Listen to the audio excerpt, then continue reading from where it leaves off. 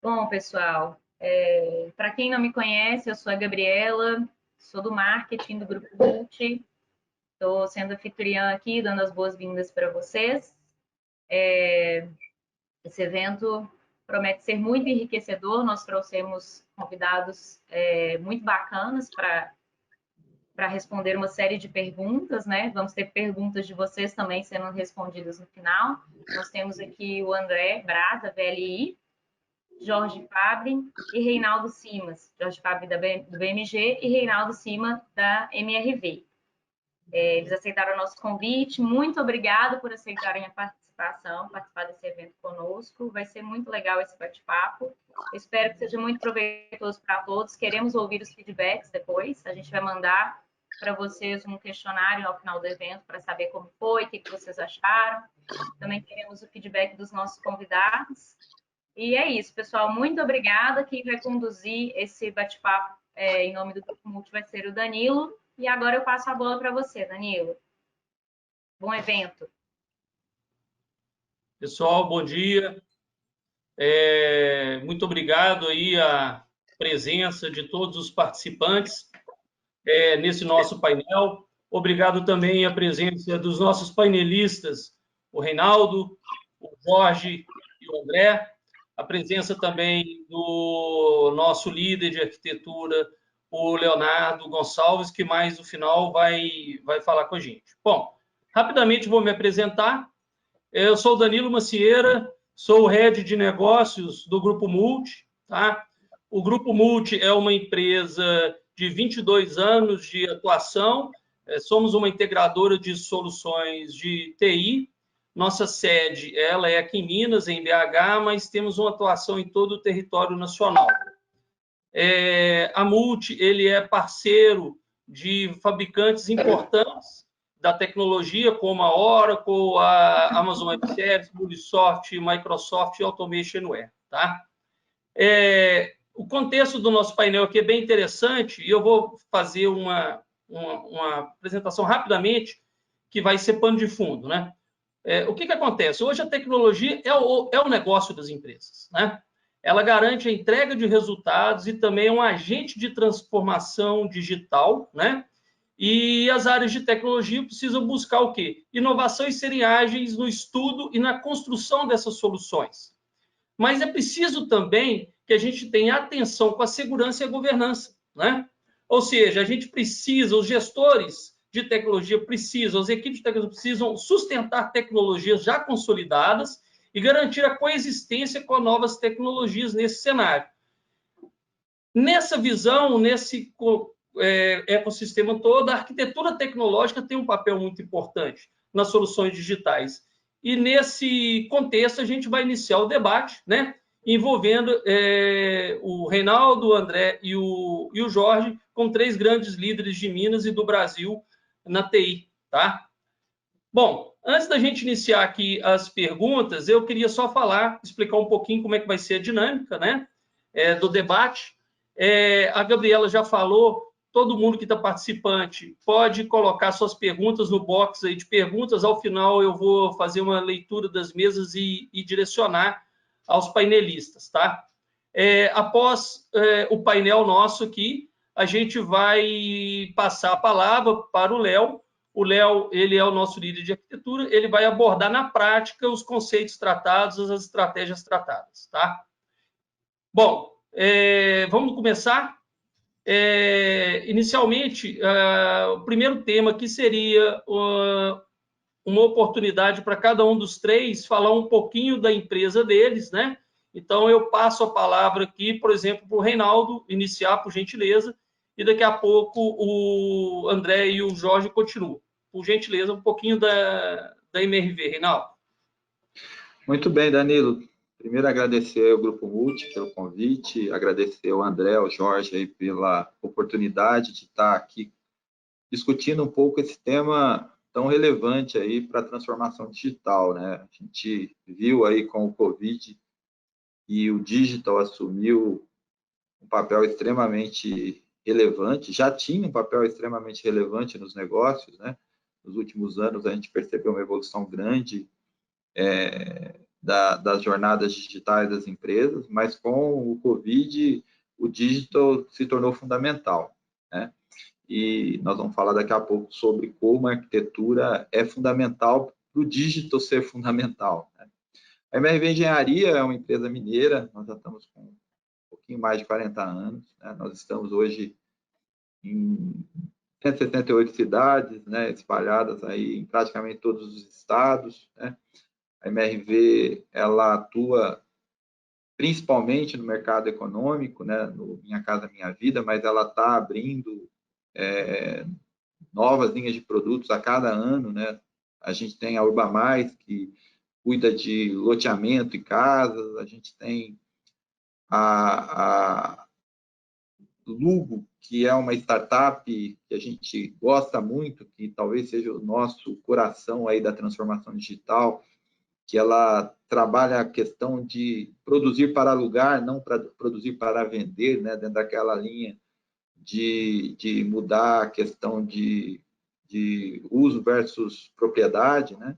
Que foi um dos grandes embriões aí da nossa transformação digital. E agora a gente está lançando uma nova marca aí, mas na reta final desse ano vocês vão ouvir falar sobre ela para a linha mais sofisticada, né? E nós criamos aí ao longo do tempo, a MRV criou uma plataforma habitacional que coordena tudo isso. E esse é o nosso a grande aposta aí para a transformação digital.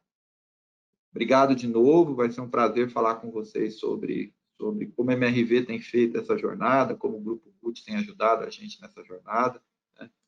Estou bem feliz de estar aqui. Obrigado. Bacana.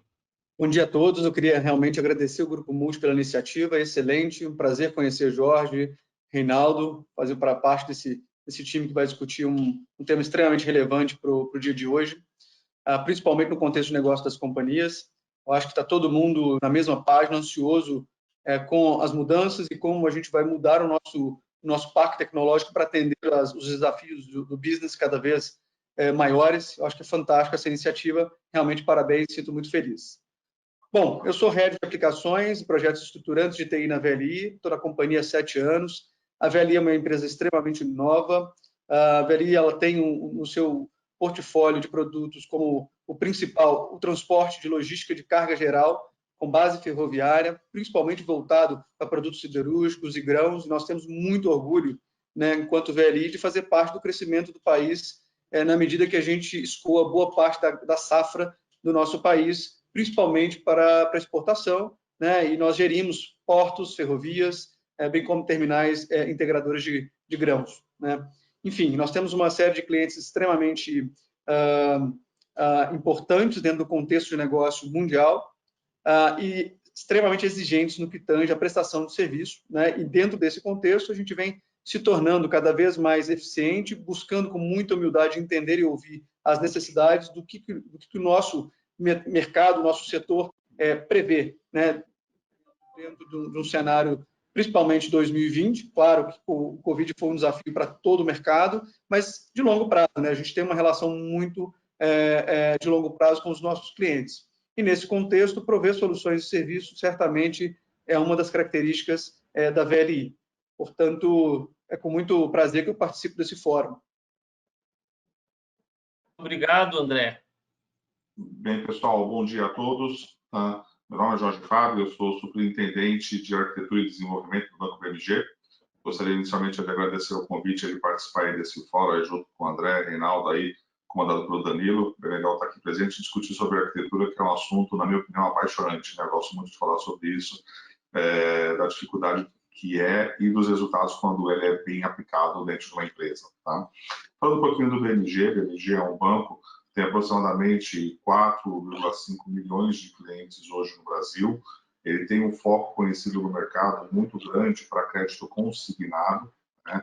Inclusive tem as lojas Helps, que faz parte do conjunto, né, do Banco BMG, que é o que provavelmente é mais conhecido.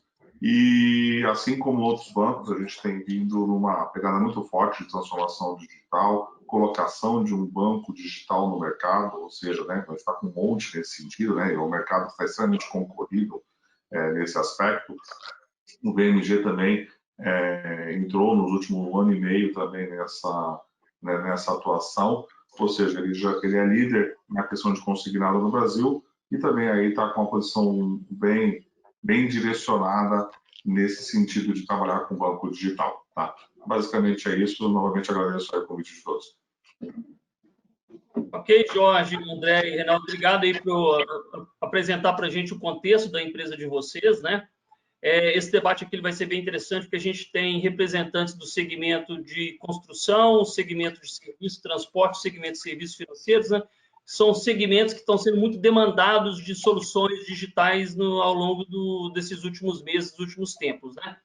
Então, como os últimos serão os primeiros, eu vou direcionar a primeira pergunta ao Jorge, mas todo mundo fique ali à vontade para poder interagir complementando o assunto.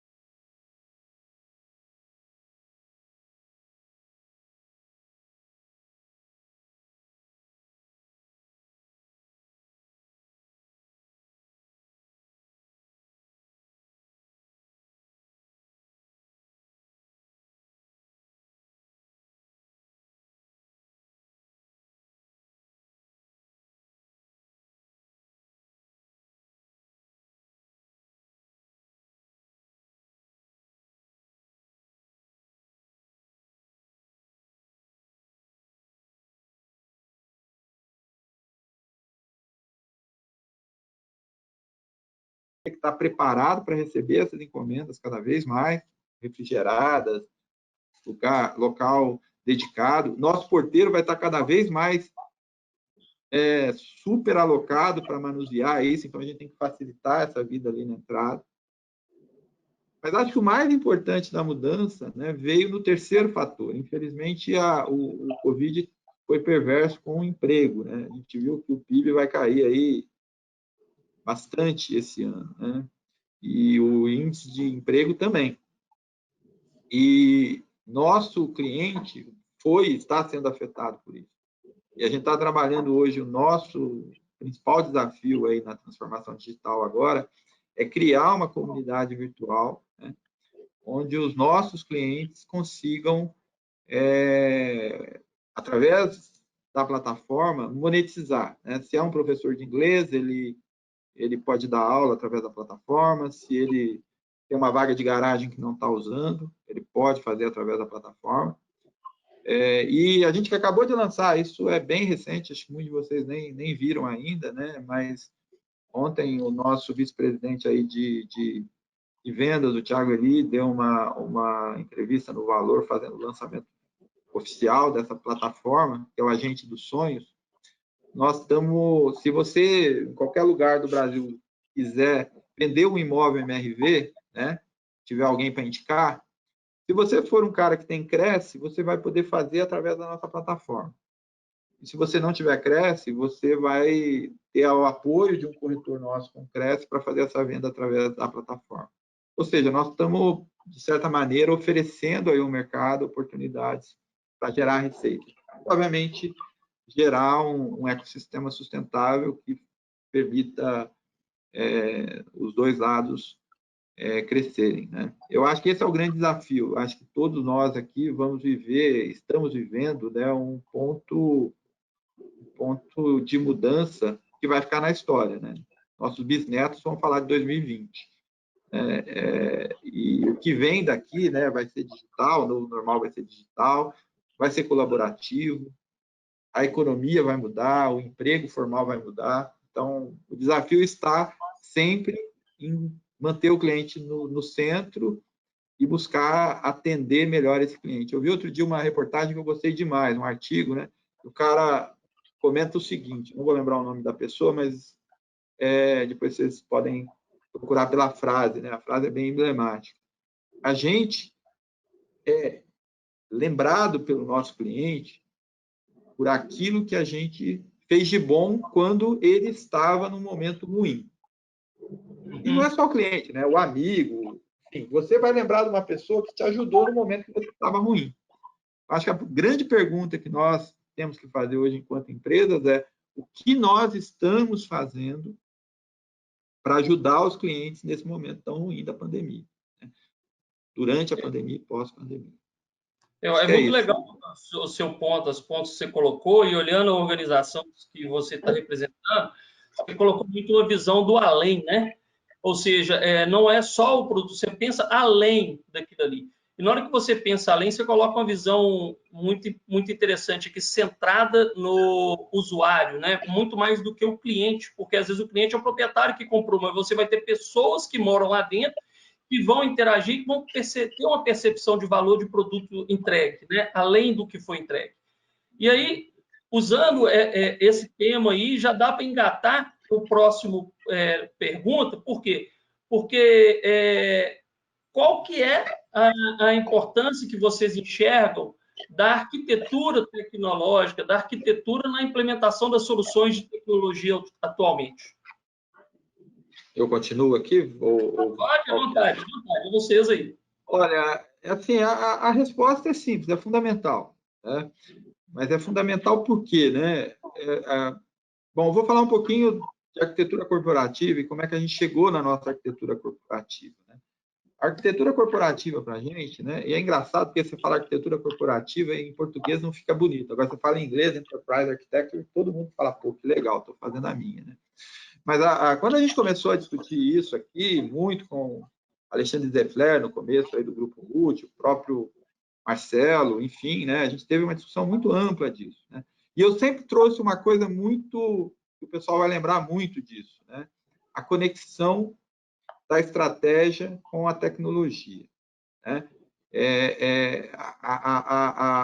Eu sou engenheiro eletrônico, né? Mas eu tenho uma formação muito orientada para negócio, né? Eu fiz mestrado de produção. E eu acho que o grande desafio da arquitetura corporativa é conectar isso, é encontrar uma maneira da tecnologia ser útil para o negócio. Nós falamos aqui da transformação digital, falamos aqui da plataforma, falamos aqui da comunidade e tal. Isso é negócio. Isso é estratégia, né? Posicionamento, né? Nós queremos ter a plataforma digital que oferece a melhor experiência para o nosso cliente. Missão, né? Essa estratégia conecta com o modelo de negócio. Como que eu vou fazer isso na camada não TI, né? Qual que é a jornada digital do meu cliente, né? E beleza, aí qual a arquitetura de solução tecnológica, e aí tem a arquitetura de solução e a arquitetura técnica, que vai suportar essas novas jornadas, né? Paralelo com isso, quais são os dados, né? Porque dado hoje é tudo, né? Se você não tiver uma boa gestão da informação, um cockpit para operar essa jornada, isso não vai funcionar. E pessoas, cultura, né? Como que as pessoas que vão operar isso vão ser modificadas, seja na estrutura, seja nos processos e procedimentos, no change management, para isso tudo. Quando a gente fala de arquitetura corporativa, a gente tem que falar de tudo isso. Quando a gente fala de tudo isso, a gente estabelece mecanismos de conexão, né? A gente tira a TI daquela posição de provedor de serviço e bota a TI como parte do negócio, porque ela está atendendo ao negócio. Ela está implantando uma jornada que para em pé, uma jornada que vai implantar uma estratégia. Ela está trabalhando junto com o DH lá para fazer a gestão de mudanças, né? Junto com o RH, junto com o Data Analytics, com o CDO, para que esse negócio todo funcione. E eu acho que aí é um dos grandes benefícios da arquitetura, né, corporativa, que é estabelecer essa conexão entre o mundo TI e o mundo não TI. Claro, nós vamos ter que discutir muito a questão de TI, né? Quando a gente chegar a falar sobre APIs, microserviços, segurança da informação, enfim, tem uma integração, tem uma infinidade de coisas que são fundamentais.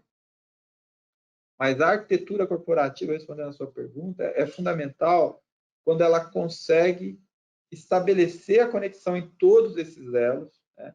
Consegue definir claramente como a TI e o negócio vão trabalhar juntos, né? A arquitetura corporativa não é uma arquitetura de TI, é uma arquitetura da empresa, né? Então tem que ser vista por todas as partes que compõem isso. E ela que vai nortear, vai ser a carta magna aí, do processo dígito da empresa, né? Da transformação digital e do processo dígito como um todo. Bom, eu acho que foi muito feliz, né, na explicação, porque ele conseguiu de uma forma muito simples, sobre diferentes perspectivas, abordar o tema de uma forma muito objetiva. Eu acredito que é exatamente isso, né? A arquitetura, inicialmente, ela atende a um propósito, né? E o propósito ele vai ser direcionado com base na estratégia da companhia, principalmente a estratégia de médio prazo, de longo prazo. É ela que a gente não pode, de forma alguma, perder de vista, com a flexibilidade de você adaptar à realidade de momento, claro, do negócio. Mas a arquitetura, como importância para o negócio, ela está para o negócio como está qualquer outro assunto que está dentro da cadeia de valor estratégica da companhia. E com essa mentalidade, uma vez definido qual é a estratégia, o propósito da companhia, você vai desenvolver a arquitetura de produtos tecnológicos, e aí eu não falo somente de TI. Lembra que é importante a gente lembrar que existem cenários de negócio, como é o caso, principalmente de empresas que são fortemente drivadas por ativos pesados, e indústria, etc., é que em muitos momentos você vai ter que ter, coabitando dentro do mesmo ambiente, estruturas de TA, estruturas de TI, e tudo isso de uma forma muito simples, porque senão você não consegue fazer a estratégia rodar de forma a prover valor para o negócio. E a complexidade de fazer isso é muito grande. Por isso é que a arquitetura como espinha dorsal, como um drive que atende ao propósito do negócio, ela é essencial. E com base nisso, eu diria que é a base para que você desenhe a sua arquitetura de referência e, com base na sua arquitetura de referência, você vai plugar nela sua arquitetura de solução de dados, sua arquitetura de solução de sistema, de middleware, integração, etc., que são meios tecnológicos para prover, no final disso tudo, formas a gente poder prover transformação digital, serviços diferenciados, uma maneira mais fácil de você faturar o teu serviço para o teu cliente, reduzir, no caso do cenário de logística, principalmente com base ferroviária, que é o nosso segmento, criar uma estrutura que ela seja de fato integrada. Porque uma das missões que nós temos com a logística é a integração, que é o que gera valor, né, que é o que reduz custo, que é o que vai se tornar a tarifa competitiva para o nosso cliente. Se eu não tiver uma arquitetura que oriente uma viabilização de produtos e serviços literalmente plugados, conectados, e isso tem que estar conectado à estratégia da companhia, provavelmente nós teremos algum tipo de insucesso quando você vai gerir cadeia de informação, quando você vai gerir produtos, porque eles estão com a visão em silos, em blocos, e não com uma visão de cadeia de valor integrada. Então, a arquitetura dentro desse contexto, complementando o que o Reinaldo disse, ela é fundamental, porque se você tem uma arquitetura sólida, uma arquitetura corporativa sólida, certamente você tem uma visão de médio prazo, de longo prazo. Falando em tecnologia, visão de médio prazo não se traduz nada além do, no máximo, ali 4 a 6 anos, porque muda-se tanto nesse período os parâmetros tecnológicos, os parâmetros de negócio, as necessidades, que você tem que rapidamente fazer interferências para ajustar isso à visão do negócio. Ou seja, ela tem um propósito, né? E esse é o propósito que as empresas precisam definir, a meu ver, muito claramente qual é, para saber qual é o tipo de serviço que eu vou entregar para o meu cliente, né? E dentro do teu pool de produtos e mix de serviço, saber identificar como a tua arquitetura vai atender a isso, né? E você ter certamente pessoas, talentos e uma cultura de gestão, não só da TI como viabilizador, mas também do negócio, né? Se você não tiver no negócio pessoas que entendam, que interpretem os dados analíticos que a tua estrutura de TI vai prover, certamente você vai ficar com um cientista de dados tentando fazer um trabalho que não está conectado ao business. E isso não vai gerar valor. Acho que é muito nessa linha. Gente, eu vou colocar, então, pegando a sequência do Reinaldo e do André, alguns pontos adicionais do que eu entendo da importância da área de arquitetura ou da prática de arquitetura. Tá? Eu gosto muito de separar o termo que eu acabei de falar, área e prática. Tá? Muita gente talvez esteja aqui assistindo, estejam com empresas onde não tem uma área de arquitetura, ou que a área de arquitetura esteja em fases iniciais de implementação, mas eu gosto muito de separar esse termo para dizer o seguinte: não é um departamento, uma área, uma seção da empresa denominada como arquitetura corporativa que vai fazer com que a arquitetura corporativa aconteça na empresa. A arquitetura corporativa é uma prática. Ela vai acontecer com uma área ou sem uma área. Tá? A empresa vai fazer planejamento estratégico. A empresa vai definir tecnologias. A empresa vai fazer implementações de soluções. A empresa vai querer inovar. Ela vai querer fazer isso, independentemente se existe ou não uma área de arquitetura. Isso vai acontecer. Tá? O grande ponto aqui é, quando as empresas começam a ter um tamanho maior, tá? Como que ela vai conseguir fazer isso de uma maneira alinhada, direcionada? Tá? Se você não tiver alguém que esteja tratando a prática de arquitetura corporativa na empresa, você pode ter a área de negócio indo para um caminho, você pode ter tecnologia indo para o outro, você pode, de repente, comprar uma tecnologia cara que, de repente, você vai ver que o uso não vai ser exatamente do jeito que foi comprado. Você começa a ter situações onde você vai ter uma ineficiência da utilização dos recursos de TI. E hoje em dia, sempre foi, né, mas hoje mais forte ainda, o uso de recursos eficientes é o que é muito discutido. Então, a área de arquitetura ajuda nesse sentido, porque, de novo, a arquitetura vai ser feita, ela vai ser definida, mesmo se ela não existir. Um exemplo que eu gosto de falar também é quando você imagina uma startup, né? Uma startup lá juntou lá um grupo de pessoas, tem 10 pessoas trabalhando em alguma coisa que a pessoa quer inovar. Tá? A pergunta é, existe arquitetura corporativa num grupo de 10 pessoas que estão com o fim de fazer alguma coisa disruptiva? A resposta que eu daria é, sim, existe. Tá? Provavelmente aquele 1, 2 sócios que são os principais que montaram a startup, junto com aquele um ou outro técnico que está mexendo, eles estão o tempo inteiro definindo baixa a ferramenta tal, coloca o banco de dados tal, faz isso, faz aquilo, nosso objetivo na área de negócio é fazer isso, vamos fazer um app que deixe diferencial para o nosso cliente. Eles estão o tempo inteiro discutindo isso. Eles estão fazendo arquitetura corporativa, entendeu? Lógico, com um tamanho menor, não tem porque ter pessoas específicas para isso, mas o que eu quero passar é, a prática de arquitetura, ela existe. E quando a empresa se torna grande, se não tiver gente ajudando a fazer esses alinhamentos, dar esse direcionamento, você pode ter uma grande ineficiência de TI. E é aí, na minha opinião, um dos grandes pontos de atuação de uma área de arquitetura, onde pode gerar um diferencial e ajudar a empresa na melhor implementação da sua estratégia. É legal o comentário final aí. Eu gosto de usar uma frase que é o seguinte: o homem com 2 relógios não sabe que horas são, né? Então, assim, muitas vezes a parte da arquitetura, num contexto como esse, é o grande direcionador, né? Para onde você tem que ir do planejamento estratégico até descer nas suas construções, né? E aí... Para dizer o seguinte, Danilo, pode continuar até com 2 relógios, mas olha na mão que você... que é o seu décimo, né? Você quer décimo ou quer outro. Olha na mão no coisa. Ou seja, mesmo você com 2 relógios, uma indicação dessa acaba sendo um orientador, o cara vai saber que horas são. Já ajuda bastante. Verdade. E o fato é que a gente tem aqui 3 representantes de empresas que já têm um nível de maturidade, já são empresas de vários anos de mercado, né? Empresas bem consolidadas.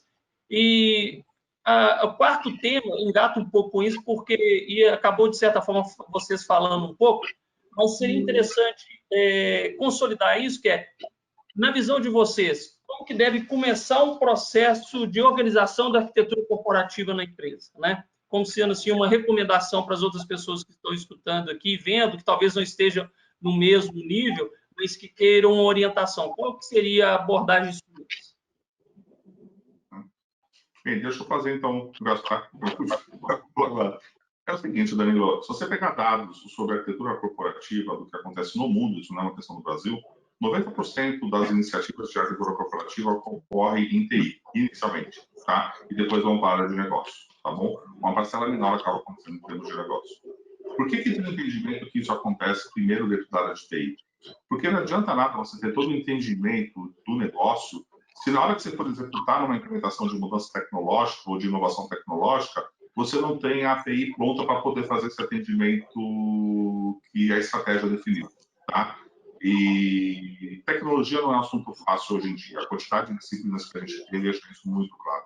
Quantidade de tecnologias, quantidade de estruturas, fazer com que a área de estrutura converse com a área de sistemas, que converse com a área de método ágil, que converse com, ou seja, todos eles integrados não é um processo muito simples. Então, normalmente, tá? Mas isso não é uma regra, porque depende de características de cada empresa, tá? Elas normalmente ocorrem em fazer a gestão de ativos e a gestão principalmente das arquiteturas de soluções e as arquiteturas de referência do time de TI, no primeiro momento, e depois você ter isso mais próximo da área de negócio, tá? Bom, isso é o que normalmente se encontra com mais facilidade, mas não existe uma receitinha de bolo básica, porque cada empresa pode ter uma característica diferente. Eu acredito, na linha do que o Jorge falou, e eu concordo, eu acho que, de fato, o que a gente precisa pensar é, bom, estou numa fase inicial, incipiente, né? De fato, nós já passamos por isso na VLI. Em 2016, 2017, a gente chegou à conclusão de que nós éramos grandes demais para não ter uma arquitetura sólida e decidimos dar o primeiro passo, né? E é uma jornada. Você quando você não nasce nativamente digital, como é o caso de empresas como a VLI, você tem uma série de dificuldades que certamente uma empresa que nasceu há 2, 3, 5 anos atrás não tem. De fato, quando você olha para legados muito monolíticos, com uma estrutura complexa, uma arquitetura já estabelecida, trazida muito bem pelo Jorge, significa que você já tem uma desorganização, uma desordenação na forma de crescimento, na própria diversidade do parque tecnológico, níveis de depreciação e obsolescência de cada um deles, e estágios que vai te trazer uma complexidade maior. Portanto, eu recomendaria que cada uma dessas empresas olhassem primeiro para o status quo. A partir dele, você certamente vai ter alguns direcionadores que vai certamente ser os drivers para o primeiro passo, o segundo passo e assim sucessivamente.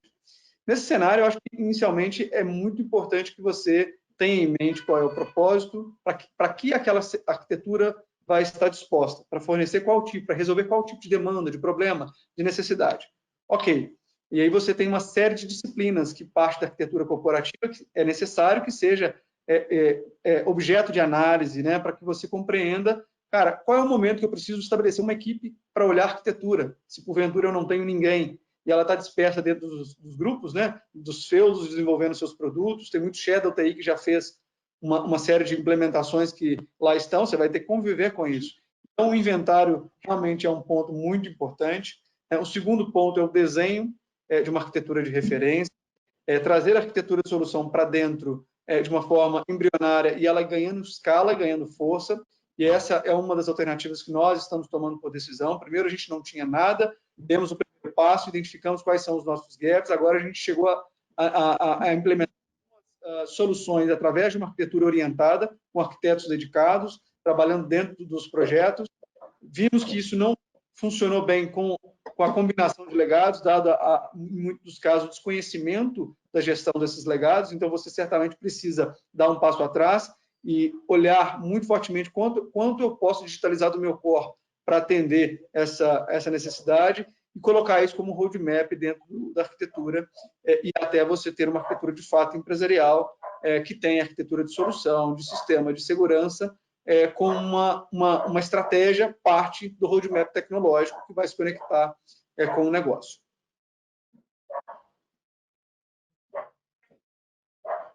Bacana. Bom, eu concordo aí tanto com o Jorge quanto com o André. O meu ponto aqui, eu acho, para contribuir nessa discussão, primeira questão, acho que não tem que ter neura de ter uma arquitetura, realmente. A arquitetura ela vai existir, né? O grande problema é quando ela não, quando a existência dela começa a atrapalhar, né? A forma como ela foi concebida começa a gerar ônus, né? Tem até uma colocação aí, André, sobre a questão das startups, né? Eu também tinha um paradigma aí de que elas eram bem organizadas enquanto arquitetura, mas conversando aí com algumas empresas, a gente percebe que, na verdade, não é muito bem assim, tá? Acho que nós, nas grandes, estamos mais preocupados que eles com a arquitetura, tá? Até porque nós nascemos num paradigma, eu sou mais velho aqui, num paradigma de organizar, né? De você ter um modelo, de você ter um norte, né? E quando você vai para a metodologia ágil, para a autonomia, para as squads, você percebe que isso acaba sendo desafiado por todas as squads, né? Autonomia e arquitetura são coisas, né? São entidades que se desafiam o tempo todo, né? Você pega uma squad com autonomia para fazer do jeito que ela quer, se bem que autonomia não é isso. Autonomia não é fazer do jeito que você quer, é fazer do jeito que é necessário, buscar, ter autonomia para escolher as melhores coisas para fazer o que é necessário, né? Seguindo, obviamente, um baseline. Eu acho que isso tudo são grandes desafios, né? Contando um pouquinho da história aqui da MRV, como é que nasceu a questão da arquitetura?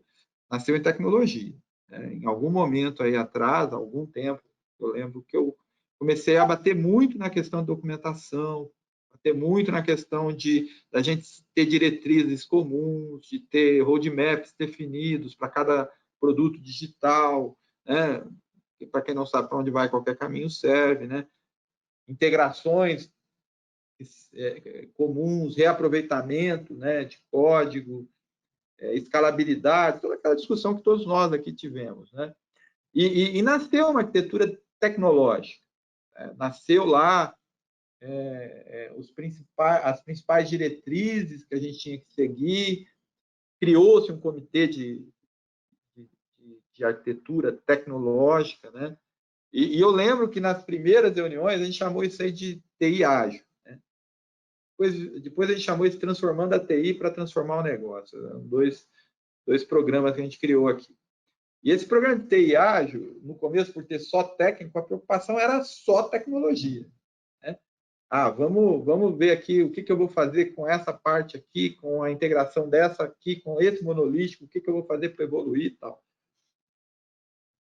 E a gente percebia que a hora que a gente conseguia terminar isso, vinha uma demanda do negócio e mudava tudo. Né? E daí eu acho que a evolução natural foi, bom, mas peraí, se eu tenho uma arquitetura técnica, eu preciso de uma arquitetura de solução. E essa arquitetura de solução era para e passo com a jornada. Então, nós estamos falando de processo de negócio, modelo de solução, modelo técnico. Né? E aí veio a questão da estratégia, né? Que aí também não nasceu como arquitetura, tá, gente? Se vocês falarem, não, vocês foram lá e criaram uma arquitetura. Não. O primeiro passo para a gente conectar a estratégia à tecnologia foi a adoção dos OKRs, né? do OKR, como a gente chama aqui no MRV, que é essa prática aí dos objetivos e resultados-chave, que vem lá da Intel, Google e tal, que fala que para que você faça qualquer coisa na TI, fora da TI, você tem que ter uma missão bem clara com objetivos e resultados-chave para serem medidos.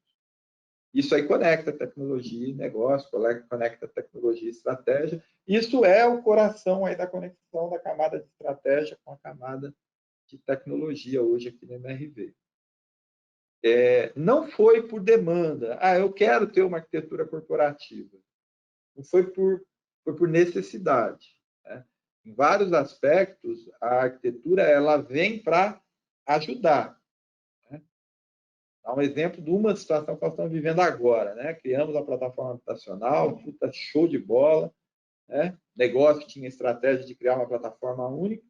Aí, de repente, cria uma marca e eu tenho que sair de uma estrutura comum para uma estrutura multi-tenant.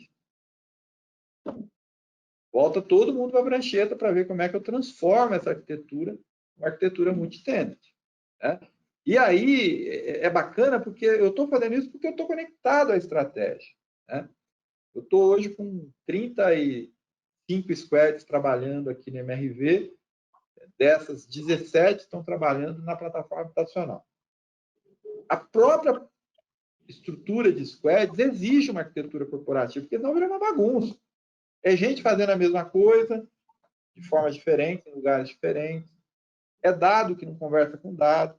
E aí entra na questão da informação, eu não sei se vocês estão passando por isso também, mas aí você pega, bom, eu tenho hoje produtos digitais que precisam ser monitorados o tempo todo. Né? E eu preciso sair do BI tradicional D-1 e ir para o BI, para o Stream Analytics. Né? Cara, a arquitetura é essencial para isso. Se você não tiver uma arquitetura clara, você não vai ter os seus microserviços gerando os eventos necessários, você não vai ter esses eventos necessários sendo consumidos pela tua arquitetura de monitoramento de aplicação, monitoramento de infraestrutura e monitoramento de negócio, né, em tempo real. Então, aí a minha impressão, né, que a arquitetura, nesse novo, vou plagiar aí o André, nesse mundo VUCA para tecnologia, né, ela é meio que essencial. Como chegar até ela hoje, para quem está dentro de uma estrutura ágil, né, eu acho que é criando aí as guildas, né, os comitês, né, tendo um arquiteto chefe, né, que cuida de todo e olha o todo, mas não como o cara que manda, é o cara que evangeliza, né, é aquele cara que fala, galera, ó, bacana vocês mudarem aqui sei lá, da abordagem A para a abordagem B, né? Vamos tirar o Ocelot, vamos botar o Bullsoft. Legal pra caramba, mas e aí? O que eu faço com o legado? O que eu faço com aquela arquitetura que nós definimos no mês passado? Eu acho que foi o André também que falou que a cada 4 anos muda, até menos, cara. A gente acaba de ir por um caminho e já tem outro, né? Nós fomos para o React, agora já estão falando... Enfim, a questão toda, né, da arquitetura, por onde começar a arquitetura, pelas pessoas. Nada vale ter arquitetura se as pessoas não olharem para aquilo, né? Se cada um fizer do jeito que quer. Eu volto ao que eu falei no início, né? A arquitetura, ela tem muito de disciplina e centralização em algum aspecto. Agilidade tem muito com autonomia.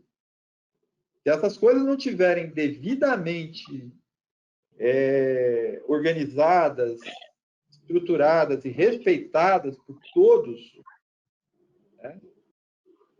Não vai ter arquitetura nenhuma que vai dar conta de evitar, né, o colapso aí, que no final das contas, quem não tem uma arquitetura cria um Frankenstein que vai colapsar uma hora ou outra, né? Não vai escalar, não vai ter multi-tenant quando precisa ser. Para ter multi-tenant, você tem que fazer tudo do zero, né? Só um último exemplo que eu acho fantástico, como um grande resultado da arquitetura, né? Nós, como eu comentei, lançamos a plataforma Agente do Sonho, né? E ela é toda já dentro dessa arquitetura, né? Como a gente criou todo um ecossistema de microserviços, APIs e tal, a gente criou um Lego gigante, né? Levou anos para criar esse Lego, e ele está todo estruturado. Essa ideia do Agente dos Sonhos nasceu em julho, como estratégia, e entrou em piloto o mês passado. Ou seja, em um mês, nós conseguimos um modelo novo, né? Porque esse é um modelo totalmente novo de venda para nós, um canal totalmente novo. Essa conexão, a agilidade que você consegue com uma arquitetura que funciona direito é fantástica, mas exige disciplina. Só um minutinho, André. O pessoal, não esqueçam que podem usar aí a plataforma para colocar perguntas, tá? Eu estou acompanhando aqui, tem poucas perguntas, sei que a gente vai tratá-las no final do evento, mas não esqueçam de aproveitar esse debate enriquecedor aqui de experiências e colocar as perguntas, tá? Desculpa, André, complemento, por favor. Problema nenhum. O Reinaldo trouxe uma questão importante, que é a volumetria, né, hoje em dia, de iniciativas em squads trabalhando ao mesmo tempo, o que requer, eu não diria uma organização, mas drivers muito claros do que esses squads precisam seguir para que a autonomia seja muito bem assessorada, né, acompanhada de perto. O que, de fato, observa que muitos, eu acho que principalmente para aqueles que estão começando, e falo isso com humildade, porque a gente não está feliz com o modelo de arquitetura que a gente tem no momento, por isso que nós vamos evoluir cada vez mais, e já tomamos essa decisão, é literalmente a gente buscar, minimamente, drivers de tecnologia que serão cuidados por um arquiteto chefe, parte de um comitê, claro, mas para que a gente consiga, de fato, construir coisas, e aí nós temos também atualmente mais de 100 projetos e iniciativas em andamento entre transformação digital e projetos viabilizadores de TI, que requerem que esses direcionadores sejam muito claros para que as equipes tenham insumo para trabalhar, porque senão a aquisição de tecnologias de uma forma descentralizada, ela não só tecnológico, mas do ponto de vista financeiro muito grande. E é cada vez mais difícil, eu não sei se vocês têm a mesma dificuldade, explicar para o board o volume o incremento de custos, né, de OPEX associados às iniciativas de CAPEX que vem, somado à parcela daquilo que poderia ter sido pensada com uma arquitetura anteriormente, com os drivers, visando a economia também de recursos financeiros. Então, eu acho que, dentro desse contexto, é importantíssimo ter um comitê e é importantíssimo ter, sim, uma liderança de arquitetura que ela mantenha quais são os drivers e os direcionadores que as equipes descentralizadas, né, que trabalham em squads, precisam seguir, visando obter não só o máximo daquilo que é técnico, mas também uma visão de roadmap de custeio disso tudo, porque senão, realmente, os custos vão ficar cada vez mais altos e a gente não vai conseguir justificar isso dentro de um contexto de negócio. Uma coisa que eu acho interessante, André, complementando aí, o termo que foi utilizado, né, que chega uma hora que a tecnologia acaba não atendendo e precisa ter uma arquitetura, eu acho que é um dos maiores exemplos de uma falta de arquitetura que acaba carregando. Eu quero dizer que você pode colocar a implementação tecnológica, de repente, uma tecnologia de uma maneira bem simplificada. Só que o negócio vai crescendo, vai crescendo. Enquanto o negócio está crescendo de uma maneira orgânica, põe um pouquinho mais de memória aqui, põe uma CPU mais ali, agora o ambiente está virtualizado, agora o nosso ambiente está na nuvem. Então a gente tem, em teoria, recursos infinitos, né? Em teoria. Só que chega uma hora que, se você tiver qualquer tipo de crescimento um pouquinho exponencial na empresa, talvez aumentar simplesmente o recurso tecnológico não vai resolver, porque a forma como foi construída a sua aplicação não permite mais, não é uma questão mais de power de processamento. A forma como ela foi construída, ela não permite escalar. E aí você, de repente, tem a empresa numa pegada de negócio de colocar algum crescimento exponencial dentro da empresa e a sua tecnologia não consegue acompanhar. Esse é um dos maiores exemplos que você encontra em empresas onde que tem uma disruptura nesse sentido, tá? Algumas informações que chegam a ser até clichês de mercado, tá? Se você pegar o próprio Facebook, tá? Foi lançado em 2004, uma empresa de 16 anos, tá? Ela reescreveu 4 vezes o código dela inteiro do zero. Tá? Por quê? Porque chegou um momento que não dava mais para trabalhar com aquilo com o crescimento exponencial que ela sempre teve no decorrer de todo esse período. Tá? Então, uma falta de arquitetura nesse sentido, ela sim acaba gerando esse impacto que eu acho que é muito grave. Tem um ponto só que o Reinaldo falou, que eu acho legal também complementar, se me permite, que eu acho que é legal quando fala de métodos ágeis. Né? Dá a impressão, às vezes, que o método ágil e a arquitetura corporativa são coisas que não se combinam. Né? Às vezes dá essa impressão, né? Uma coisa mais direcionada e o outro dá liberdade de movimentos separados. Eu gosto muito de usar um termo que é o seguinte: tem que separar o que é autonomia de independência. É um termo que eu gosto muito de utilizar, entendeu? Todos os times ágeis dentro das suas squads, eles têm que ter autonomia, sim, de atuação. Eles têm que ter autonomia de fazer implementações. Isso é o diferencial do método, que é muito bacana. Isso não significa que eles estão independentes às outras squads e independente daquilo que a empresa está disponibilizando. Tá? Eles não são células independentes. Eu faço o que quiser, do jeito que eu quiser e ponto, acabou, porque estou sendo autônomo. Não. Eu te dou a flexibilidade de autonomia dado direcionamentos que estão sendo colocados na empresa. E dentro desses direcionamentos, você tem autonomia de fazer a construção da melhor forma.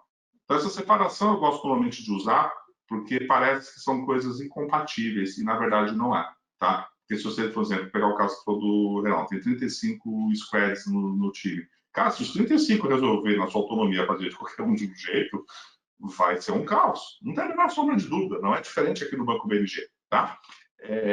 Então, é um termo que normalmente eu gosto de usar para desmistificar um pouquinho esse assunto que normalmente acaba acontecendo nas discussões de arquitetura.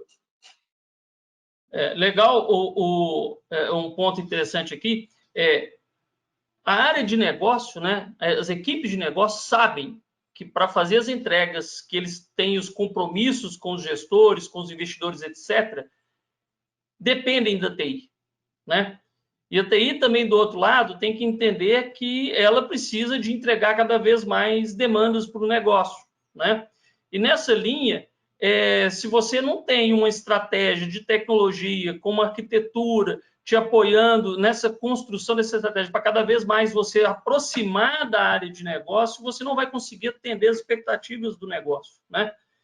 O vendedor quer cada vez mais vender mais, quer cada vez mais ter mais receita, né? E ele sabe que a tecnologia é uma condição obrigatória para ele atingir isso aí, né? Aí, por uma pergunta final, para a gente estar se aproximando aqui do prazo, né? Prática é uma coisa, né? E teoria é outra. Então, o ponto é o seguinte: por mais do que a gente fale, né? Das áreas de negócio participar, na prática, nas empresas de vocês, nos desafios que vocês estão vivendo, né? Realmente, como é que tem sido o nível de participação das áreas de negócio nos apoios das discussões das arquiteturas corporativas, de tecnologia, etc.? Se eu posso começar, de repente, pelo Banco BMG, tá? Acho que o método ágil, ele vem ajudar muito nesse sentido, tá, Danilo? Tá? Eu acho que ele tira um pouco o conceito da área de negócio ser demandante de tecnologia, o pessoal desenvolve o que eu estou pedindo, e coloca ele no mesmo grupo, tá? Então, isso tem ajudado bastante, tá? Então, de novo, assim como muitas vezes o pessoal acha que são coisas distintas, arquitetura e método ágil como coisas incompatíveis, eu, pessoalmente, na prática, eu considero isso como sendo um grande diferencial, tá? O fato do usuário estar junto, dentro de uma squad, trabalhando nas definições e mostrando o que ele precisa implementar, ajuda muito. Se o arquiteto estiver também dentro dessas squads e dentro desse grupo, aí eu acho que a sinergia acaba sendo de grande valor. O arquiteto vai ter condições de conseguir fazer o direcionamento, conseguir trazer assuntos mais complexos, né? Porque algumas tecnologias ou algumas soluções não são fáceis de implementar, não é uma definição de um arquiteto simplesmente. Eu acho que é isso que é um grande diferencial. No caso do BMG, nós estamos com uma prática ainda em evolução da implementação dos times ágeis, tá? Mas nós já temos sim uma conectividade muito grande com a área de negócio nas práticas do dia a dia. No nível estratégico, isso a gente já tinha antes, tá? Ou seja, alguma definição estratégica que depois acaba chegando para o pessoal de arquitetura.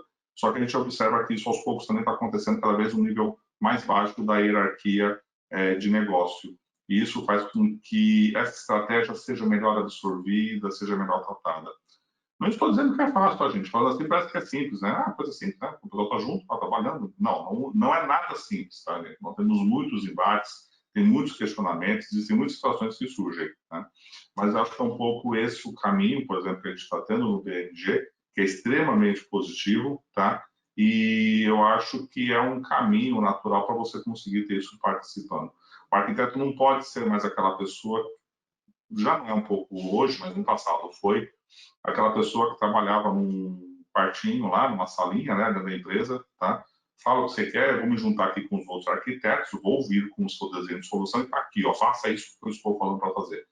Já há um bom tempo não é assim, mas cada vez mais, tá? Ou seja, não pode ter nem mais a sala, tem que estar junto com as outras equipes, trabalhando em conjunto nesse sentido.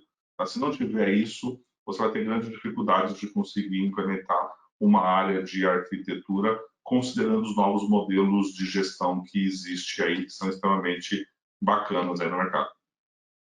Bacana. Eu queria dar a oportunidade para o Reinaldo e o André complementar, só tendo atenção para a gente, poucos minutos que a gente tem aí, porque a gente já está com a dinâmica já próxima do próximo momento, tá? Por favor. Vou ser bem breve. Bom, na VLI nós começamos a trabalhar com times ágeis antes mesmo de uma área de transformação digital, no início de 2018. A partir dali a gente viu exatamente o que o Jorge descreveu muito bem, né?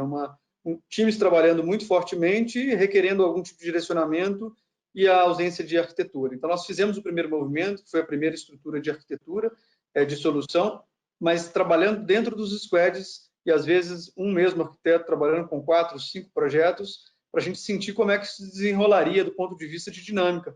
A gente observou que foi muito bom e há uma necessidade represada muito grande dentro da companhia por arquitetos, porque, de certo, todos querem fazer no menor tempo, no menor custo, com maior qualidade, e quando ele tem uma primeira experiência, que é uma iniciativa bem conduzida com o arquiteto o apoiando, o resultado é literalmente outro, ele é muito bom comparado quando você não tem uma série de fatores.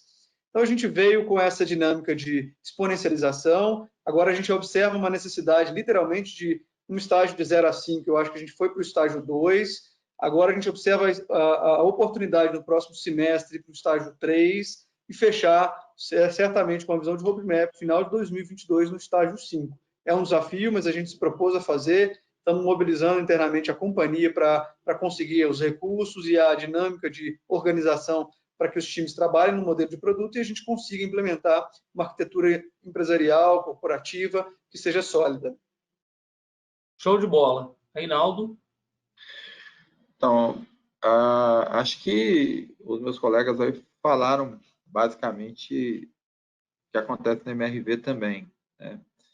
É um pedido de dança, na verdade, eu sempre falo isso, né? O negócio, participar com a TI, às vezes eles querem, às vezes não querem. E assim, não adianta eu falar que é uniforme, porque não é uniforme, né? Das 35 squads, eu tenho uma parte delas em que o pessoal ainda prefere trabalhar orientado a projeto, naquele esquema, não, vamos fazer um projeto fechado, eu falo o que você quer, que é bem naquela história, né? Para que esse negócio funcione, a TI tem que abrir seu coração, né? Eu brinco, tem que fazer seu OLX, né? Tem que se desapegar, né? Falar, beleza, eu aceito discutir com vocês, dou autonomia para vocês. Mas o negócio também, né? Se você faz uma arquitetura corporativa que conecta estratégia a tecnologia. E a estratégia, você não participa, ou você não entende, ou você não mede, né? É um grande desafio. Eu acho que, assim, e aí, André, eu acho que é meio que cíclico, né? Você tem os momentos recaídas, né? Então, tem um momento todo mundo quer ser squad, tem um momento que fala, eu não estou bem afim desse negócio, não. Você quer medir se o meu OKR de efetividade, mede o seu aí de eficiência, aí, se tem bug, se... eu acho que é um pouco disso e vai ser sempre assim, porque o novo momento, né, a nova estrutura organizacional, ela é muito menos hierárquica e muito mais colaborativa, na TI e fora da TI. Agora, requer uma mudança de mindset gigante. Não é fácil trabalhar fora de uma arquitetura hierárquica. E o modelo que a gente está discutindo aqui pressupõe isso, né? Quebrar essas hierarquias e trabalhar de maneira colaborativa. Oh, perfeito. Bom, agradecer aqui o papo. A gente vai iniciar agora uma apresentação do Léo, né? E ao final, o pessoal que colocar as perguntas, a gente vai levar para Jorge, André, Reinaldo e o Léo como sendo pessoas aí que vão poder responder os questionamentos. Muito obrigado. Foi excelente o bate-papo, excelente a construção, a demonstração da visão de vocês, tá? Leonardo, só uma rápida apresentação aqui. O Leonardo é o nosso líder sênior de arquitetura, tá? Nos próximos 15 minutinhos aí, ele vai explorar o tema de arquitetura tecnológica através de uma abordagem de arquitetura como serviços, né? Que é uma estratégia do Grupo Multi. E o Leonardo, como uma pessoa, um líder com bastante conhecimento, tenho certeza que também ele vai trazer bastante elucidação e esclarecimento para todos os participantes. Léo, com você, por favor. Bom dia, pessoal. Vocês já estão vendo minha tela? Sim, tá ok. Tá. Antes de mais nada, eu queria agradecer essa aula fantástica aí que o Jorge, o André e o Reinaldo deram para a gente, essa visão bem bacana dos assuntos de arquitetura, né? Quando a gente vê pessoas com esse destaque falando de arquitetura, pessoalmente, para mim é uma alegria. Às vezes é um tema que fica um pouco deixado de lado por muitas empresas, né? Penso que a arquitetura não preciso fazer, mas a grande verdade é que o mundo é digital, cada vez mais digital, e o poder está sendo concentrado ali em quem consegue realizar mais rápido e com melhor qualidade, e está diretamente relacionado com tecnologia. E a arquitetura aí entendo que é um dos pilares principais para isso ser viável, tá? Então, muito obrigado, pessoal. Vou começar aqui a apresentação falando sobre o que é arquitetura e o que é o Grupo Multi, tá? Bom, o Grupo Multi, ele já trabalha há vários anos com várias empresas, né? Nosso foco sempre foi muito arquitetura de integração, agora, de alguns anos para cá, muito forte na parte de cloud e arquitetura de soluções. E aí a gente começa a vislumbrar um cenário de desafio digital, né? E quando a gente fala desafio digital, não se engane, né? A gente tem que ter um momento de planejamento, ter um momento de desafios, e obviamente a gente tem uma série de coisas escondidas ali dentro do armário, que nas grandes empresas de anos aí de legados e problemas tecnológicos, etc., que a gente tem que trabalhar, tá? Então, a gente começa a entender que a empresa que está investindo em transformação digital, ela não pode simplesmente jogar tudo para cima e ignorar o que ela já tinha, né? Você tem que atender todo um público novo, aplicações de engajamento, visões analíticas em cima de dados que você está obtendo agora, consumindo de integrações ou de dentro da sua própria empresa, enfim, tem todo mundo externo para você interagir e gerar valor. E, por outro lado, Tudo que eu tenho de subsídio para viabilizar isso está ali na parte de baixo do nosso iceberg, né? Então, eu tenho uma série de sistemas para integrar, eventualmente um legado complexo, ineficiente. Tenho times, alguns times mais, vamos dizer assim, antenados tecnologicamente, outros times mais antigos. Muitas vezes a gente vê empresas indo para a abordagem digital sem pensar numa metodologia ali, ou numa forma de trabalhar com pessoas, né? Lembrando, pessoas é o que vai viabilizar tudo que a gente está querendo, tá? Então, você tem uma série de desafios nesse elo digital que a gente está discutindo aqui. E aí começa a ficar muito claro para nós que o playbook, né, ou a forma de atender todo esse portfólio de iniciativas é vasto, né? Hoje o Grupo Multi ele pode e já atua em diversos clientes com diversas abordagens diferentes. Então a gente tem aqui no nosso portfólio uma área de produtos digitais, trabalhando na parte de transformação digital, automação de processos. Estou passando bem rápido aqui, mas o material que depois vai estar disponível a todos. Eu tenho uma parte de arquitetura como serviço, que é o que a gente vai entrar um pouco mais em detalhe agora, que trata de todos os temas que a gente vem conversado aqui nessa manhã, principalmente a parte de como estruturar times, arquitetura de soluções alinhada ao negócio. Para complementar essa jornada digital, a gente também tem a parte de Go to Cloud, que bom, eu não tenho só meu on-premise, eu tenho que ir para outros ambientes de execução, tá? E, obviamente, uma série de abordagens de integração para fazer todas essas pontas da cadeia conversarem. Tá? Então, o que é arquitetura como serviço, né? Tudo começou da nossa percepção de já algum tempo, né? De que não é simplesmente uma questão de ofertar alguma tecnologia, né? Foi falado isso bastante, né? Não é uma questão de eu chegar num cliente e não ter empatia com o problema que ele está sentindo e aí oferecer ali, sei lá, usar o Kubernetes ou usar uma plataforma específica, um framework específico, né?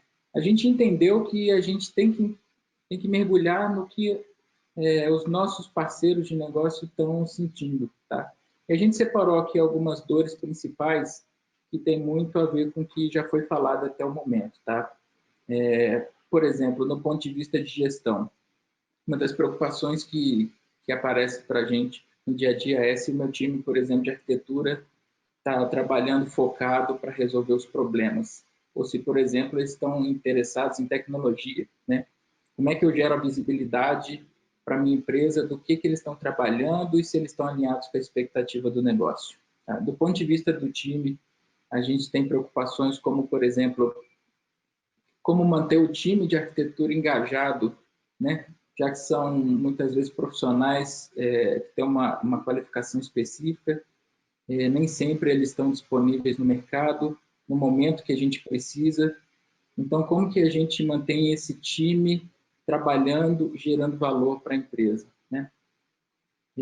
Outra coisa também é a questão de conhecimento, né? Quem aqui já não passou pela situação onde, por exemplo, você tinha uma equipe de arquitetura, por um motivo ou outro, aquela equipe não está mais disponível, e aí simplesmente a arquitetura tem que ser reconstruída, né? A arquitetura some, então nós estamos falando aqui de continuidade arquitetural, tá?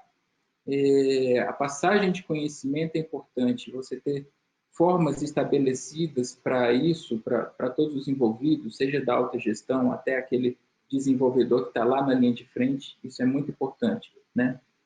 Do ponto de vista de estratégia, eu preciso estabelecer a expectativa de que a minha arquitetura está alinhada à estratégia de negócio, né?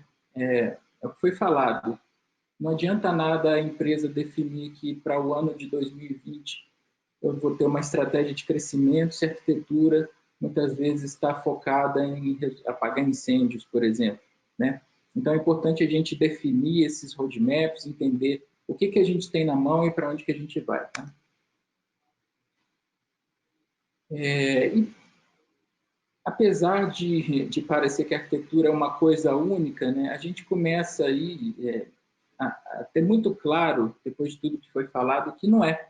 Né? A arquitetura, ela em si é um guarda-chuva ali com uma série de vértices que precisam ser trabalhados. Tá?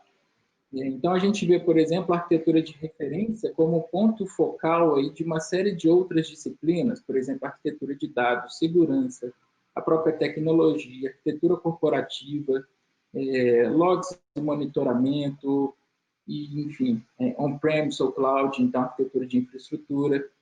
Todas essas coisas, elas estão interligadas. E a gente, muitas vezes, até por uma questão de facilidade, acaba entrando mais, por exemplo, num tipo de arquitetura tecnológica, enquanto outros assuntos ficam para trás, e na hora de convergir tudo para gerar o valor para o negócio, nem sempre está muito claro, nem sempre está adequado. E aí, quando a gente fala de arquitetura como composta de uma série de disciplinas, a ideia não é que a gente tem que abordar e abraçar e resolver todos os problemas de uma vez, a gente precisa pensar de forma evolutiva. Né? A gente precisa se preparar para crescer a arquitetura junto com a expectativa de negócio. Então, você às vezes vai começar de uma abordagem simples, né? Às vezes uma arquitetura não tão completa, né? Mas uma arquitetura já estruturada para crescer. Né? Então, isso é o que a gente considera de mais fundamental. Você dá formas de crescer, dá formas da arquitetura crescer com o negócio. Tá? E aí entra justamente a arquitetura como serviço. Né? Então, essa visão do Grupo Multi de como estruturar o trabalho arquitetural, né? É o que a gente está chamando de arquitetura como serviço, e aí aqui eu selecionei alguns pontos principais dessa abordagem, tá? Muito orientado às dores que a gente já tinha identificado, e aí com mecanismos para a gente conseguir, junto com os nossos parceiros de negócio aí do outro lado. Então, a gente tem, por exemplo, no pilar de gestão, a gente tem a parte de organização de backlog, a priorização da arquitetura, porque é mais importante de negócio, estabelecimento de roadmaps e jornadas. Na parte de metodologia, por exemplo, a gente vai tratar ali de um assunto e vamos entrar um pouco mais em detalhe, que é como trabalhar arquitetura aliada à estratégia, mas de forma mínima, né? E isso a gente chama de arquitetura minimamente, o mínimo viável, arquitetura mínimo viável. Tá? Na parte de conhecimento, e aí muito com foco na questão de continuidade arquitetural, a gente tem a questão de trabalhar o nosso conhecimento acumulado de arquitetura, né? Então, tudo que a gente gerou de artefatos, e aí capturar isso em documentos específicos, mas não documentos que a gente cria, não é uma questão de criar um Word para simplesmente cumprir, às vezes, ali uma expectativa simplesmente burocrática, né? A gente quer gerar valor, então capturar de forma eficiente a arquitetura é importante. Tá? Então tem formas específicas para isso. E aí a gente precisa entender o nosso as-is e o nosso to-be, onde que nós estamos com a nossa arquitetura, com o nosso portfólio de projetos e produtos e para onde que a gente quer ir e como que eventualmente está alinhado com os nossos OKRs, né? O pessoal chegou a citar isso, né? Qual os nossos objetivos empresariais ou de áreas ou de times, tá? E na questão de atendimento, obviamente, a gente precisa ter pessoas, né? Nada disso é possível sem pessoas engajadas e especializadas, né? Que podem ser acionadas aí na linha do tempo, de acordo com a jornada de arquitetura que a gente vai trabalhar na linha do tempo. Bom, qual é o nosso modelo de integração, né, arquitetural? Tudo começa com isso, né? Se a gente estava falando antes de arquitetura evolutiva, então a gente está focando inicialmente numa questão de arquitetura minimamente viável. Uma arquitetura minimamente viável é aquela que atende o nosso negócio de forma mais objetiva possível, mas ainda assim setando expectativas e sendo estruturada para impulsionar a evolução dessa arquitetura nos próximos ciclos de TI ou nas próximas sprints. Tá? Então, passa muito por uma questão de entender e definir esse roadmap de arquitetura, gerar uma visão arquitetural, aquilo que eu venho falando, de onde a gente está e para onde nós vamos, trabalhar a questão de SLAs, até foi uma coisa interessante que o Jorge falou, né, com relação a chegar algum momento que o meu sistema não escala mais, aí eu tenho um problema de arquitetura. Na verdade, sim, a gente precisa ter momentos ali dentro da nossa arquitetura, e aí eu estou falando de SLAs arquiteturais, onde a gente entende que a gente precisa investir naquela arquitetura para ela atender a evolução do negócio, né? E aí, quando a gente estabelece SLAs, muitas vezes a gente vai optar por, não vou aumentar a máquina, porque vai ficar mais caro do que, por exemplo, eu reescrever parte da minha aplicação ou mudar minha estratégia de dados, enfim. Então, ter esse tipo de gancho é muito importante, tá? E aí, isso tudo alinhado com o portfólio de projetos. E aí, o MVA, ele existe como um todo no time de arquitetura, né? Então, você vai ter ali os arquitetos trabalhando dentro dos times, apoiados ali por uma gestão de conhecimento, e você precisa realmente ter vamos dizer assim, não só o líder de arquitetura, mas o elemento patrocinador, né, da arquitetura. A gente trabalha muito com uma questão de arquitetura para projetos, arquitetura de soluções e as arquiteturas dos temas entrecortantes, né, ou estruturais. Então, se eu quero trabalhar com cloud, eu não vou, eventualmente, ali deixar cada squad trabalhar com sua própria cloud de maneira desorganizada. Você já pavimenta uma série de decisões e entrega ali um ambiente um pouco mais coordenado e gerenciado para os times trabalharem, ainda assim dando bastante autonomia para eles tomarem algumas decisões. Tá? Então, esse ponto de tangência é importante. Tá? Bom, o MVA, enquanto uma disciplina, é importante para a gente, mas a gente precisa, de fato, começar a viabilizar isso. E o MVA, ele, dentro do Grupo Multi, ajuda a gente, junto com nossos parceiros, a trabalhar no que a gente chama de jornadas. Então, as jornadas de arquitetura são justamente temas, né, que podem estar relacionados a um ou vários projetos, podem ser temas estruturantes ou não, e como que eles estariam na linha do tempo. Né? E aí, qual seria a evolução possível, tá, para cada uma dessas jornadas? Então, eu coloquei um exemplo aqui de jornada, por exemplo, de microserviços, que a gente separou aqui em marcos. Né? Esses marcos, a gente tem uma questão de definir na linha do tempo como que a gente vai abordar os assuntos. Então, no marco inicial seria entender as diretivas de negócio de TI e formatar jornadas e times, por exemplo. Tá?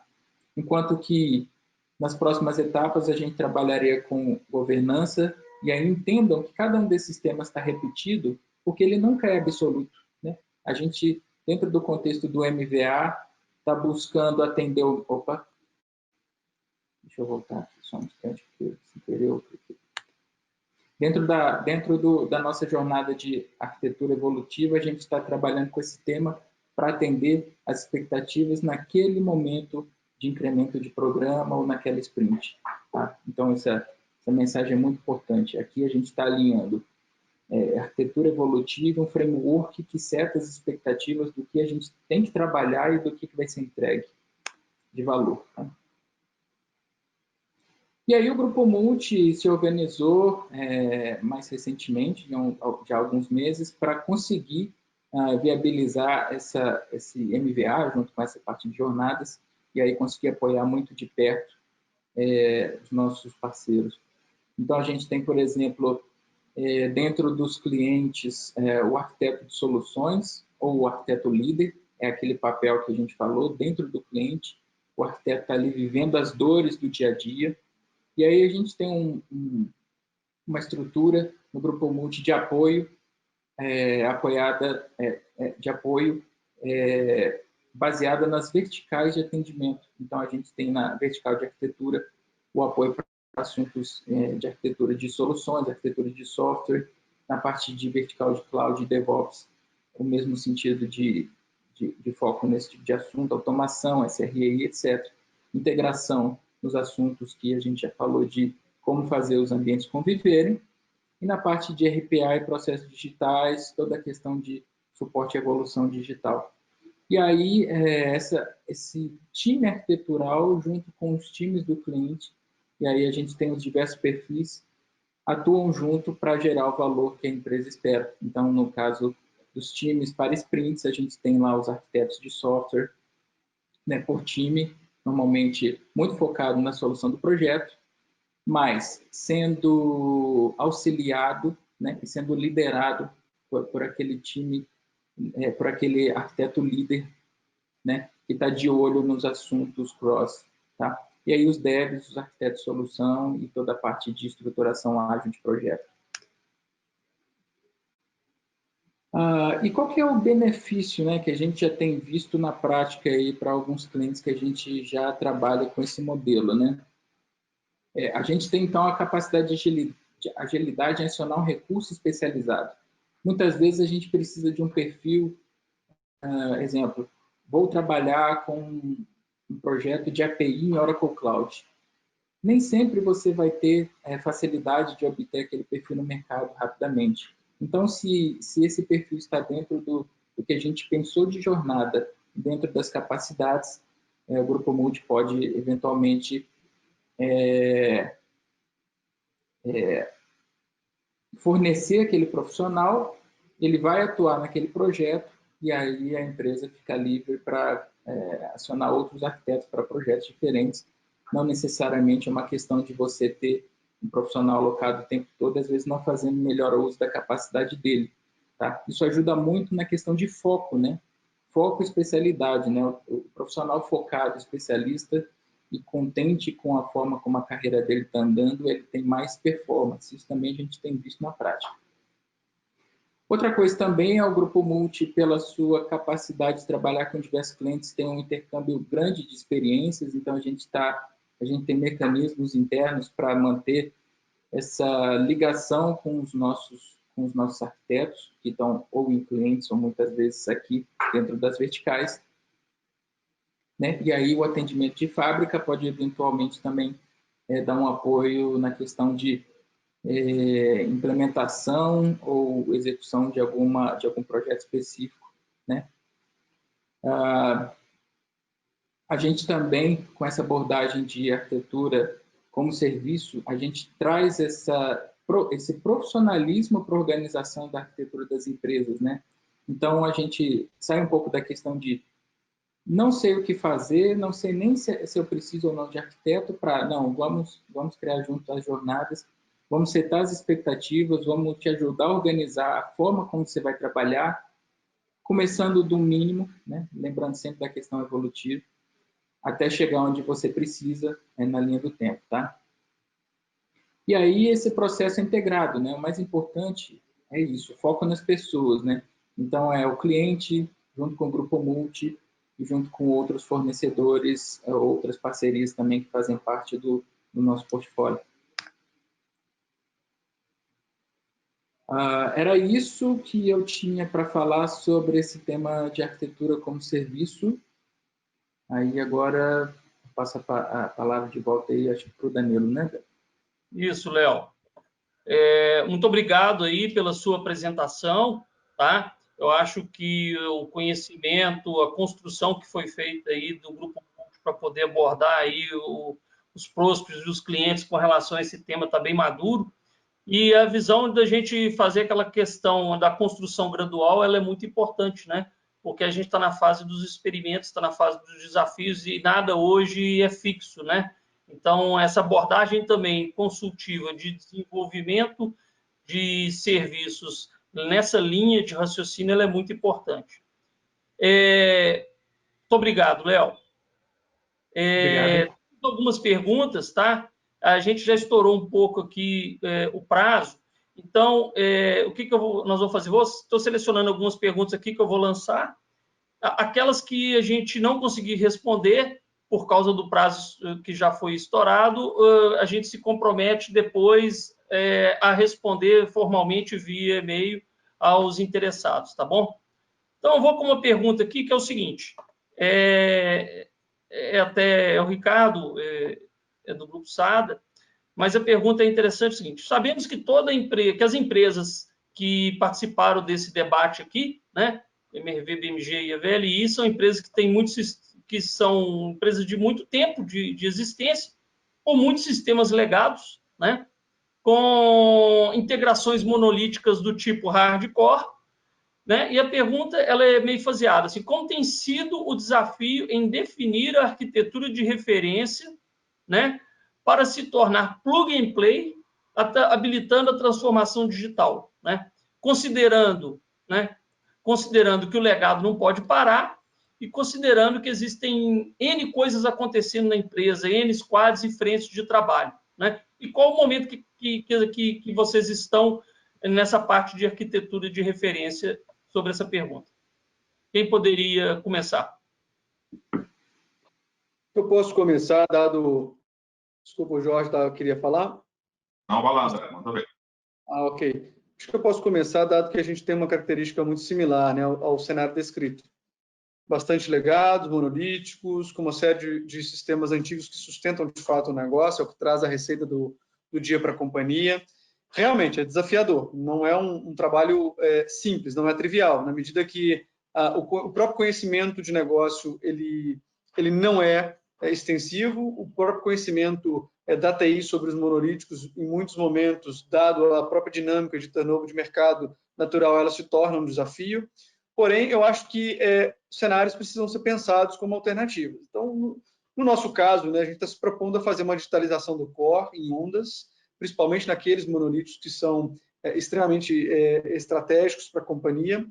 Em alguns, a gente faz um processo de requalificação mesmo, ou seja, não há ainda um conhecimento à disposição, conhecimento do capital humano, com conhecimento do business para a gente iniciar do zero uma reconstrução de uma plataforma extremamente pesada. E aí a gente opera no regime de pequenos squads, fazendo evolutivas em partes e dores mapeadas previamente pelo negócio, com a TI, e iniciativas voltadas para a parte de infraestrutura, para a parte técnica, dizendo assim, de infraestrutura, de código, de front-end, de back-end, criando camadas transacionais para que a gente consiga, de fato, fazer o plug dessas tecnologias com as novas plataformas, APIs onde é possível, e para outras a gente está fazendo um processo de requalificação mais profundo, que é praticamente uma modernização, que vai do back-end, do front-end, e aí são projetos muito estruturantes que, de fato, eles precisam ocorrer, senão, no cenário de 5 anos à frente, eu não terei mais como evoluir para prover a transformação. Então, para vários cenários diferentes, a gente tem soluções discutidas com o time de arquitetura, com o time de negócio, para a gente prover soluções, então, customizadas e a gente levar à frente a evolução dessas plataformas. No BMG, a gente tem, a empresa tem 90 anos, tá? Então a gente tem uma quantidade de legados aqui considerável. E os sistemas legados que a gente tem são os sistemas onde rodam os principais produtos hoje que dão maior rentabilidade para a empresa. Tá? Então isso acontece, isso é natural. Quando uma área de arquitetura normalmente pega uma situação que vê débitos técnicos ou tecnologias end of life, ou se não tecnologias mais legadas implementadas, a primeira vontade que todo arquiteto tem é de mudar tudo, né? Vamos mudar tudo, gente. Vamos pegar, não importa se está aqui, tá tudo client server, vai virar tudo web agora com microserviço, para tudo calado, né? A probabilidade de se implementar isso, eu diria que ela é muito baixa, o resultado seja muito baixo. Então, ser arquiteto, muitas vezes, te necessita fazer algumas escolhas. Você, sim, define aqueles módulos que deveriam, de repente, fazer um refactoring, uma coisa do gênero. Você cria camadas de isolamento para permitir a integração com tecnologias novas, sejam APIs ou algo do gênero nesse aspecto, mas eu mantenho legado. E pode acontecer, sim, gente, de ter um conjunto de legados que você fala, olha, aqui não tem uma previsão de aumento de volume e desse pedaço eu vou manter do jeito que está, tá? Eu estou colocando isso dessa forma, gente, para também desmistificar um pouquinho, achar que é uma revolução tecnológica geral. É possível fazer uma revolução tecnológica geral? É. Só que se você fizer isso, você vai gastar tanta energia e tanto esforço tecnológico e desenvolvimento para conseguir pegar todo esse legado e mudar, que você vai ter problema. Então, assim, a arquitetura sempre tem que olhar com muito cuidado legado, sem a menor sombra de dúvida, mas ela tem que saber aquilo que ela migra, refactoring, ou alguma coisa do gênero, tá? Como é que eu consigo permitir que essas tecnologias sim se conversam com as novas tecnologias que estão aparecendo, e pode ter um pedaço, sim, de sistemas que você apenas faz a continuidade dele nesse aspecto. Se você não fizer isso ou querer resolver tudo do 880, eu acho que é onde provavelmente você pode ter um nível de sucesso bem pequeno nesse caso. Isso é uma situação que a gente tem no BMG e é desse jeito que a gente tem tratado essa questão de situações legadas.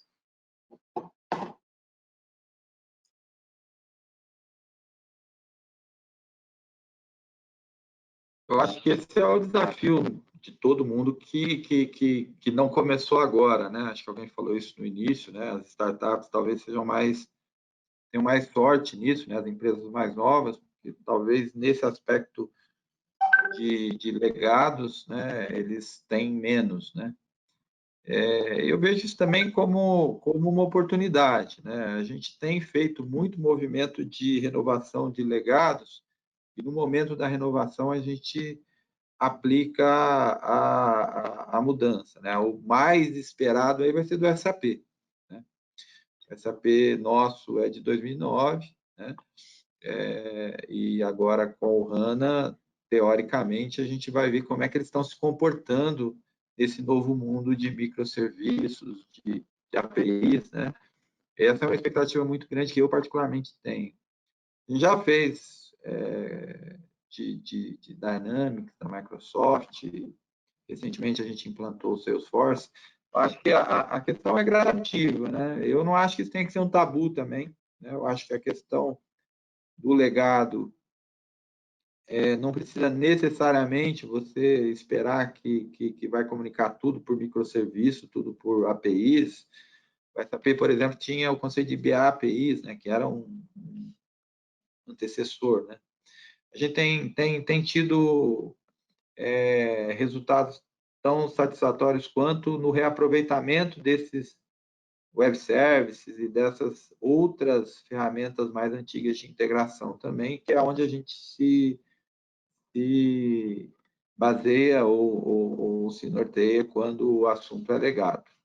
Mas é um desafio, com certeza. Né? Eu não... A gente tem aqui na MRV um hábito de não fazer nada que não tenha um retorno para o negócio. Né? Fazer pela TI, só pela TI. Né? Então, eu tenho esperado os momentos oportunos e quando acontece, com o BPM da Oracle foi isso. Né? A gente estava no 10, era um problema, e aí aos poucos, agora com a plataforma, a gente foi para a estrutura na nuvem e estamos usando aí já todo o benefício aí dos microserviços, enfim.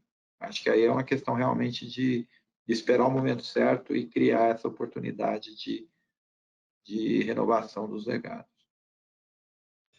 Ok. Eu sei que nós estouramos aqui, tem várias perguntas, eu selecionei mais uma aqui, tá? Ela, de certa forma, ela tem uma característica técnica, né? Mas eu achei ela interessante, que é nos projetos de vocês, né? A arquitetura usada, ela é o quê? Ela foi MVC, Clean-Arch, hexagonal ou um mix? Como é que foi a estratégia que foi dessa discussão? Alguém quer complementar isso aí? Foi MRV, no caso da MRV. Eu não... Assim, tá aí uma coisa que os 50 anos me permitem, tá, Danilo? Todo framework é importante, nenhum é fundamental. Eu acho que a gente tem sempre que buscar o que há de bom em cada um deles, Toga, enfim. Eu acho que tudo tem sua importância. Toma cuidado para não fazer arquitetura pela arquitetura. Tem que ter relevância. Né? Aquilo que você está fazendo tem que estar resolvendo um problema, né, para o negócio. A arquitetura tem que resolver um problema. Eu tenho uma arquitetura super bacana, espelhada nas melhores práticas, mas ela está sendo usada para quê? Ela está resolvendo qual problema? Né? Eu lembro que a primeira vez, lá em 2012, né, quando a gente começou a discutir agilidade, veio um cara aqui, né, não vou me lembrar o nome dele, dar um curso de ágil, eu fiquei até no meio do curso e saí. né? Porque num determinado momento, a gente já estava num estágiozinho inicial, falamos para ele falou, não, isso aí não é ágil, isso aí não é Scrum. Isso aí é Scrum, but. Né? Falei, beleza, é but, mas é MRV. E eu acho que cada empresa tem que achar o seu modelo de arquitetura. Claro, ninguém vai inventar nada hoje, né? As coisas já estão aí postas, tem muitos frameworks para serem consultados. Mas eu gosto muito da opção de você escolher o seu modelo de arquitetura e o híbrido aí é o melhor de todos, não há a menor dúvida. Perfeito. Quer complementar alguma coisa, Jorge? Sim. Uma coisa que é interessante nesse assunto é, assim como a gente fala que uma arquitetura de referência tem que ser uma referência, tá? Um framework de arquitetura tem que ser também uma referência. Tá? E se você tratar isso como mantra, né, como algo meio bíblico, né, e tem muito disso, tá? Você percebe isso muitas vezes em algumas implementações ágeis. Tá? Às vezes o pessoal pega o método ágil e coloca como se fosse uma coisa assim, não, você não pode, em hipótese alguma, fazer uma atividade que está escrito no método ágil, tem que fazer isso. Gente, é uma referência, tá? De boas práticas, de prática que tem um conceito que quer gerar um diferencial.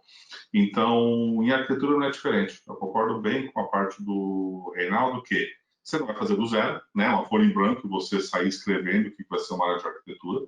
Só que, por outro lado, também, cuidado ao pegar qualquer estrutura de framework e querer usar ele como se fosse um mantra. Eu acho que esse é o principal recado. O mesmo se aplica para tecnologias, tá, gente? Tem muita gente que muda só o protocolo de um serviço tradicional, só porque colocou REST e está falando que está fazendo microserviço, tá? Cuidado, tá bom? Microserviço não é simplesmente mudança de protocolo, tá? Só que eu vejo isso em times acontecendo. Aconteceu no BMG, tá? Nós já estamos colocando microserviço há um tempo atrás, tá? Nossa, conseguimos legal, vamos ver. Aí você vê que não tem nenhuma característica. Então, tome cuidado, de repente, de conceitos, que pode ser tanto tecnologia quanto framework de mercado, seja lá o que for, para usar a favor e ele não atrapalhar. Ele tem que ajudar, ele não pode atrapalhar o que você tem que fazer. Ok. Bom, pessoal, temos aqui, igual eu falei, outras perguntas. A gente já extrapolou aí em alguns minutos o planejamento original, todas as pessoas têm os compromissos.